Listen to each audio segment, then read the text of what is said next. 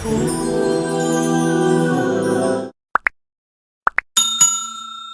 نام جهانداری جان آفرین، حکیمی سخن در زبان آفرین. سپاس و حمد بی حد مر خدا را که صنعش در وجود آورد ما را. هر دم از ما صد درود و صد سلام بر رسول و آل و اصحابش تمام. السلام علیکم و رحمت الله و برکاته. پیش از آغاز صحبتمان اولا بهترین ماه رمضان. بسم الله الرحمن الرحیم. یاسین والقرآن الحکیم. صدق الله العظیم. چقدر که میبینید تماشاگران عزیز، قرآن کریم یعنی کلام الله با زبان تاجیکی، زبان عربی را با کریلی یعنی با زبان تاجیکی نویسندگی‌اند و این چنین ترجمه با زبان تاجیکی دارد. شخصانی که میخواهند بار اول خواندن قرآن را شروع کنند، اگر از این گونه قرآن ها شروع کنید بسیار آسان خوان و آسان فهم است و این چنین برای پدران و مادران و نزدیکانتان بسیار هم یک تحفه بهترین است. اگر تحفه کردنی باشید از این گونه کلام الله یعنی از این گونه قرآن ها تحفه کنید، انشاءالله هم ثواب و هم بهترین تحفه می باشد. برای شخصانی که این گونه قرآن ها لازم است و رقم های روی اکران بوده تماس بگیرید و هر کجایی که خواهید و شما روان میکنند. بهترین روز جمعه، بهترین شب قدر. الحمدلله، خوش به حال همه شما که این سه نعمت، این سه دور که هیچ دیگر قیمت ندارند، الحال ما و شما در همون ساعتها قرار داریم. بهترین ماه رمضان، الحال ما و شما روزدار هستیم. بهترین روز جمعه، الحال شما برای عبادتش آماده شدیم. بهترین شب قدر، الحمدلله که در همین ماه موجود است. همه شما را به این ماه مبارک رمضان تبریک و تهنیت میگویم و یک جایه با همراهی شما دعا میکنیم پروردگارا اولا از این فضیلت هایی که در این ماه مبارک رمضان موجود است، خدایا تمام مسلمین و تمام آن کسانی که در این خانه تو نشسته هستند، خدایا برخوردارشان بگردانی. خدایا اجر روزدار فقط وابسته به خدا یک و یگانه هست، عددش معلوم نیست. خدایا آن اجر بی عدد را در نامه اعمال این بندگانت کتابت بفرمایی. خدایا محبت خودت را، محبت تمام مسلمین را در دلهای ما نصیب و روزی بگردان و خدایا محبت پیغمبرانت را، علی الخصوص محمد صلی الله علیه و سلم را در دل ما جایگیر بساز. خدایا محبت قرآنی که خود گفتی ذالک الکتاب لا ریب فیه هدی للمتقین. این کتاب قرآن کتابی هست که در سخن خدا بودن شک و شبهه نیست و هدایتگر است از برای تمام عالمیان. پروردگارا در دل ما محبت قرآنت را جایگیر بگردان و خدایا در روی دنیا خدا کند و پروردگارا دستی بندگی برداشتیم، این قرآن معظم و مکرم را حکم فرما بگردان و خدایا دشمنان قرآنت را، دشمنان اسلامت را که هر روز یک فتنه نو، هر روز یک چاه نو، برای مردم مسلمان میکنن راه بد مرو که بد افتی، چاه در راه مکن که خود افتی. پروردگارا اینها را در فتنه خودشان و در چاه خودشان سرنگونشان بگردانی. و خدای مهربان بر وجود همه این بندگانت تنی صحت را نصیب بگردان که این ماه را با پررگی روزه بگیرند.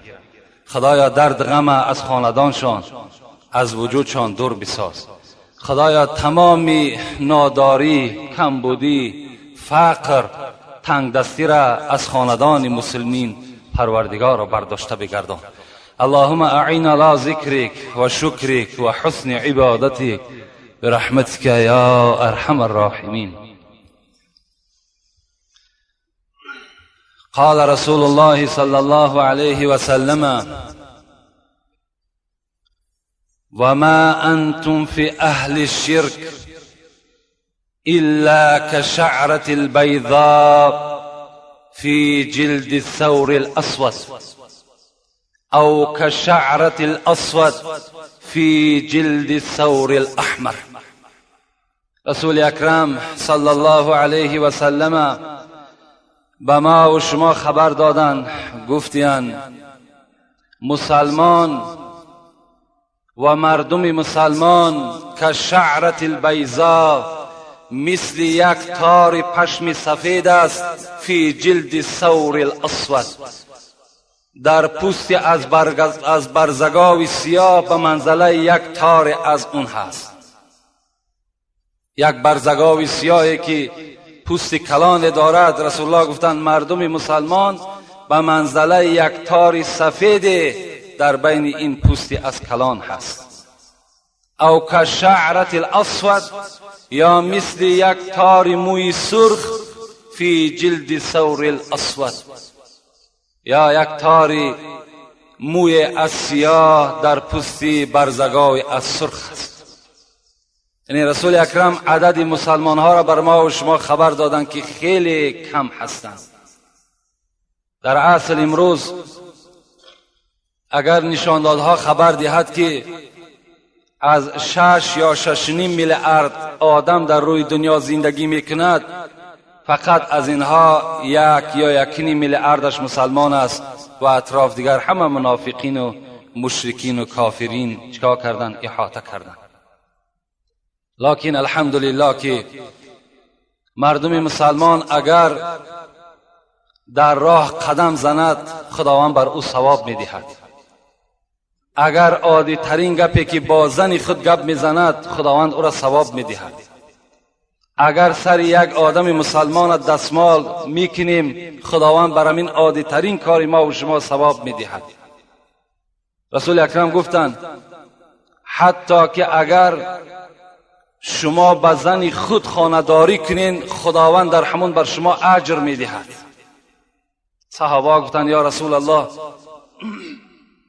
آیا در خانه‌داری کردن ما هم ثواب است؟ رسول الله گفتند هر آینه اگر شما همین نطفه خود گفتند در زنی که بر شما جایز نبود، حرام بود، اگر می پرتافتین آیا گناهگار می شدین؟ گفتند بله گناهگار می شدیم.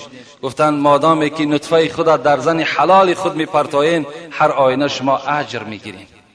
خوش به حال مردم مسلمان که تمام رفتار نه خلق كل انسان من بني آدم على 60 و 300 مفصل. حضرت عایشه از شوهر خود محمد صلی الله علیه و سلم روایت میکند، پیغمبر خدا گفتند خداوند انسان وقتی که می آفرد در جسم فرزند آدم 360 رگ را پیوست میکند. در هر یک وجود ما و شما 360 رگ و پیوند موجود است. این قدرت الهی است، این عظمت خداوندی است. چگونه ای که اگر در یک ماشینی که ما و شما رانندگی میکنیم در حرکت میدراریم نظر کنیم که ویم از ساخت انسان گرفته شده است. تمام آن تکنیک و زوادی که در روی دنیا موجود هست همون از جسم انسان آموخته شده است. چگونه ماشین تیز حرکت میکند، چگونه میایستد که هر کدام او به خودش یک سیم دارد، یک آهن مخصوص دارد. خداوندم انسان را همچنین آفریدگی هست که هر یک رگ و پیوند ما یک کاری را انجام میدهد. سعدی میگوید رگت بر تنت ای پسندیده خوی، زمین در او 360 جوی. او رگهایی که در وجودت هست تو به منزله زمین هستی که 360 جوی بار در او حرکت میکند. در وجود تو هم 360 جوی باری هست که تو را در راه در حرکت می‌دارد. خوش به حالی آن انسان‌هایی که این قدرت الهی را شناختند و خلقت آدم، پیدایش آدم از جانب خدا دانستند. در دوام رسول اکرم گفتند فمن کبر الله و حمد الله و هلل الله و سبح الله و استغفر الله.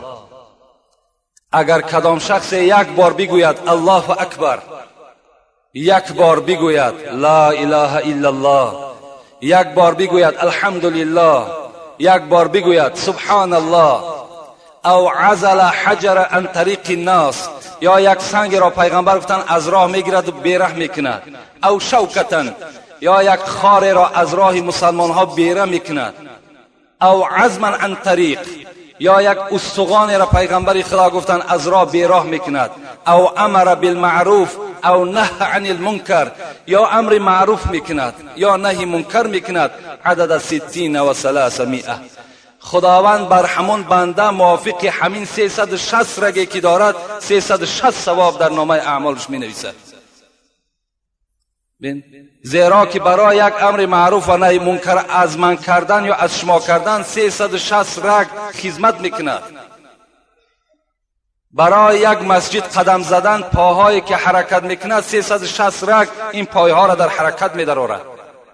خداوند 360 ثواب در نامه اعمال همه شما امروز کتابت میکند به خاطر آنه که شما به مسجد آمدین، برای شنیدن امر معروف آمدین و اگر یک بار تکبیر گفته باشین به 360 شما ضربش کنین که خدا این ثواب بر شما نصیب گردانیده است. و خوش به حال اون برادرانی که در قد راه می آیند و آن چیزهایی که آزار مسلمان ها هست اونها را از راه بیراه میکنند. رسول الله گفتند، ابی ذر روایت میکند حدیث، عرضت علی اعمال امتی، من شب معراج عملهای بندم تماشا که عملهای امت من نگاه کردم، حسنها و سیئها، هم دفتر گناه ها را نگاه کردم هم دفتر خوبی ها را نگاه کردم. فوجدت فی محاسن اعمالها الاذى یمات عن الطریق. پیغمبر گفت دفتر نیکی ها را نگاه کردم، خواستم بهترین ثواب در کدام نیکی هست همونش خواستم بیابم. وقتی که بر من نشان دادن همان کار برآمد که شخص در راه می رود و آن چیزی که در راه پرتافته شده است او را از راه بیراه میکند. در این از همه ثواب زیاد را دیدم. یک سنگ است یا یک آدمی بگیم به تمیزی که در قد راه مسلمان ها توف می اندازد که طبیعت چندین آدم خیره میکند، ما و شما دیدم پس و یا به خاک است به پامان است دور می اندازیم تا که خاطر و دماغ یک برادر ما و شما ناخوب نشود. رسول الله گفتند در همین از همه دیده من ثواب یافتم. و حکمت دیگرش همین است که انسان وقتی خم می شود و سنگ از راه بیراه میکند یا نجاست یک انسان بالاش خاک می پرتاید، این معنای او را دارد که من تکبر نیستم، من سرکش نیستم، من خاکسار هستم. آدم تکبر، آدم سرکش، آدم مغرور هیچگاه به سوی اون نجاست نزدیک نمی شود. و وجدت فی مساوی اعمالها، پیغمبر گفت وقتی دفتر بدی ها را نگاه کردم خواستم که از همه بدی و ظلم برای مسلمان کدام بدی باشد که مسلمان در او گناهکار سخت‌تر می شود. فوجدت فی نخاعه تکونوا فی المسجد لا تدفنوا. پیغمبر خدا گفت یافتمش در همان عملی که انسان در مسجد داخل می شود و توف میکند در مسجد و یا نمی پشاند. انسان هایی که در مسجد توف می اندازند، یعنی نه در روی مالچشان، در روی مالچه توف کردن بین افشاندن این گناه نیست، زیروای همراه تو هست. لیکن در جای سجدگاه در مسجد از حساب بی حرمتی اگر شما بینی می افشانین یا آب دهانتان می پرتایین، رسول الله گفتن از همه در گناه وزنین ترین در دفتر بدی ها من در همین چیکار کردم؟ کشف کردم، در همین دیدم. رأیت رجلا یتقلب فی المسجد فی الجنه. رسول اکرم گفتن شب معراج من وقتی که در جنت سیر و گشت میکردم یک مردی را دیدم. نگاه کردم یک مردی را که هر گوشه جنت میخواست حرکت میکرد. پرسان کردم که این مرد چی درجات دارد؟ بر من میگه خبر دادن اون مردی هست من شجرت قطعها من ظهر الطریق كانت تؤذي المسلمین. این مردی که میبینی که در باغهای جنت سیر و سیاحت دارد، این در دنیا یک روز به یک کوچه گذر کرد، یک نوده از بالای سر مسلمان ها کشال بود که گذشتگی انسان آزار اون نوده را میدید. این مرد همون نوده را قطع برید، هر تا که یک برادر مؤمن و مسلمان ضرر نبیند، از این خاطر خدای را وارد جنتش کرد. از این خاطر کدام ما و شما در راه میگردیم، هر چیزی که میبینیم ما را آزار میدهد، البته برادر مؤمن ما و شما را آزار میدهد، باید از راه دور کردیم. انشاءالله ما و شما ثواب خیلی زیاد میگیریم. اعوذ بالله من الشیطان الرجیم. بسم الله الرحمن الرحیم. یا ایها الذین آمنوا كتب عليكم الصيام كما كتب على الذين من قبلكم لعلكم تتقون. صدق الله العظیم. در محبت هر کی او دعوا کند، در محبت هر کی او دعوا کند، صد هزاران امتحان بر وی کند. گر بود صادق کشد باری جفا، گر بود کاذب گریزد از بلا. ولا نبلونکم بشیء من الخوف والجوع ونقص من الاموال والانفس والثمرات وبشر الصابرين الذين اذا اصابتهم مصيبه قالوا ان لله وانا اليه راجعون اولئك عليهم صلوات من ربهم ورحمه واولئك هم المهتدون. صدق الله العظیم. آیت هایی که تلاوت کردیم از سوره مبارکه بقره هست. آیت اول و ما و شما هشدار میدهد، خبر میدهد، ندای مهربانانه الهی به سوی ما و شماست. ای کسانی که دعوای ایمان میکنید، فرض گردانیده شد بر شما روزه داشتن این ماه مبارک رمضان، همچنانی که فرض گردانیده شده بود بر امتها و پیغمبرهایی که پیش از شما بودند. شاید که پرهیزکار باشید. این معنای تفسیر آیتی که اول بر شما قرائت کردم. از این آیت ما و شما چی را اخذ کرده میتوانیم؟ این اخذ کرده میتونیم که این ماه رمضان در امتهای پیشینم فرض گردانیده شده بود، یک ماه مکمل. بعضی انسان ها میگویند 3 روز است، 5 روز است، اینا کذب است، اینا دروغ هستند. خدا در قرآن ماه ذکر کردگی هست. یک ماه رمضان بر همه شما فرض گردانیده شد. کدام شما اگر فرضیت ای را انکار کنین، شما کافر هستین، شما مسلمان نیستین. آیتی که دویم بر شما خواندم تحلیل امام شافعی را بر شما میکنم که حضرت گفتند ولا نبلونکم بشیء من الخوف. خداوند در این آیت بر ما و شما از روی تفسیر امام شافعی به ما و شما خبر میدهد که خدا میگوید البته به البته بندگان خودم را در دار حیات امتحان میکنم. با چی امتحان میکنم؟ من الخوف، از خوف. امام شافعی میگوید المراد من الخوف خوف من الله. مراد از این خوفی که خدا در این آیت به ما و شما خبر داد خوف از خداست. خدا میگوید من از ترس خودم شما را امتحان میکنم. آیا در پنهانی و در آشکارا، آیا در روشنی و در تاریکی از من میترسید یا نمیترسید؟ شما را من امتحان میکنم.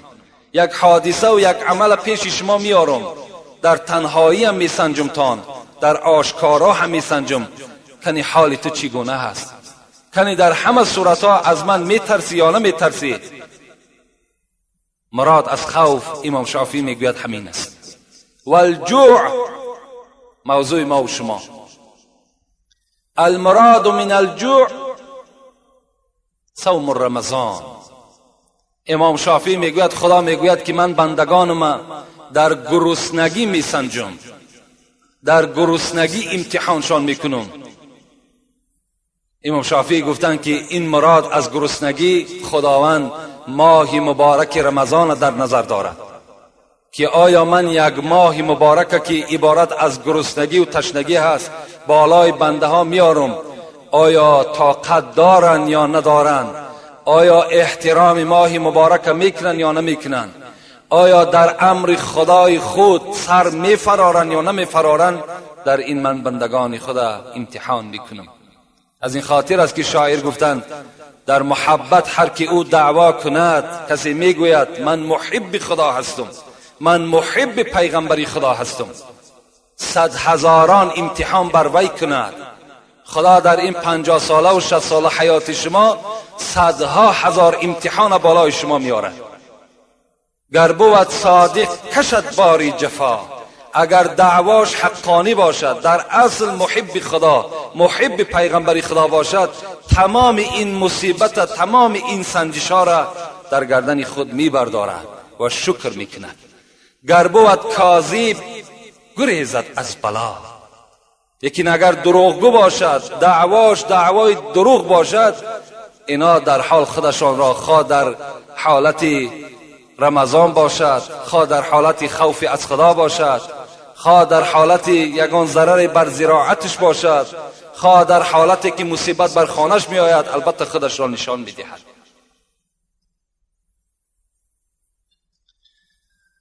من فرح بدخول رمضان حرم الله جسده علی النیران. پیغمبر خدا گفتند کدام انسانی که اگر در ماه مبارک رمضان خرسند می شود، ماه رمضان آمد خرسندی میکند که ماه رمضان به داخلش خرسند می شود، حرم الله جسده علی النیران. پیغمبر خدا گفت خداوند میگوید که من جسد او را نمیگذارم که در آتش دوزخ بسوزد، من نمیگذارم که در عذاب من دوچار شود. شخصی که با داخل شدن ماه مبارک رمضان چکار میکند؟ خرسند میشود، غمگین نمیشود، خرسند میشود. برای چی؟ برای چی؟ صاحب کتاب میگوید هر وقتایی که ماه رمضان فرا میرسد کشاده میشود، روز اول صاح العرش و الکرسی و الطیور فی الهوا السمك فی الماء الشمس والقمر والنجوم ما دونهم یقولون. کرسی صدا میداده است، کرسی الهی، عرش صدا میداده است، ملائکه ها صدا میدادند، آفتاب، مهتاب، ستاره ها، پرنده های در آسمان، ماهی ها در زیر آب، تمام حشرات هایی که در روی دنیا جان دارند صاحب کتاب درة الناصحین میگوید همه اینها صاح فریاد میزنند. چی میگویند؟ میگویند طوبی لامت محمد صلی الله علیه و سلم بما عندهم عند الله من الکرامه. خوش به حال امت محمد صلی الله علیه و سلم با آن چیزی که در نزد خدا از برای اونها هست در این ماه مبارک رمضان. یعنی آن ثواب و آن اجرهایی که در این ماه مبارک رمضان است اونها با خبر هستند، اونها میدانند. خوش به حال امت محمد که بر این ماه مبارک رسیدند.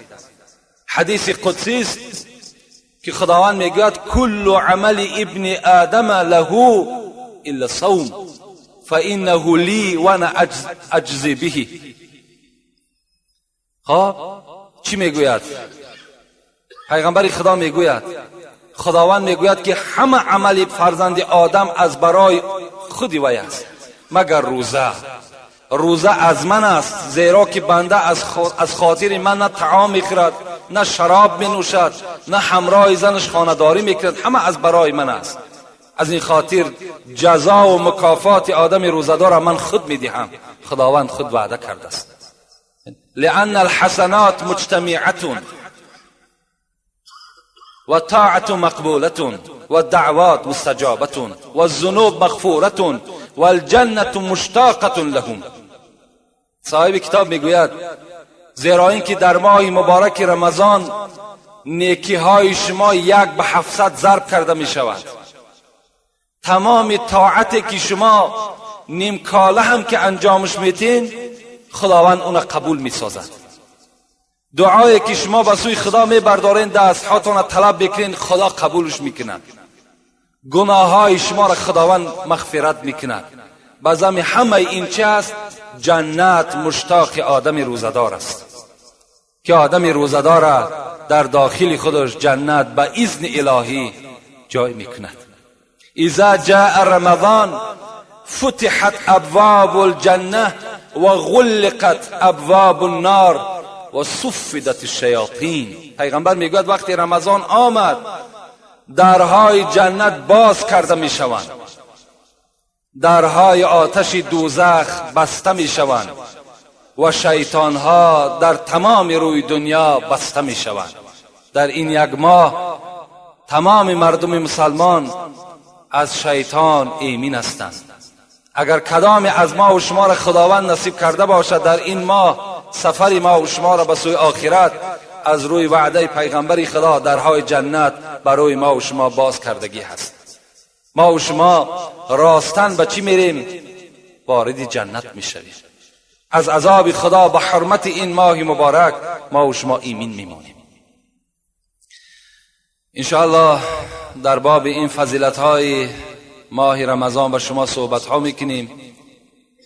الحال میخوام یک چند مسئله را که خیلی ضروری هستند، مسئله های داخل به ماه مبارک رمضان هستند، برای شما قرائت میکنم. گوش اندازیم تا که کدام عملها روزه ما و شما را میشکند، کدام عملها روزه ما و شما در هیچ خللی ندارد، کدام عملها در روزه ما و شما نقص میارد. انشاءالله الحال به شما خوانده میدهیم.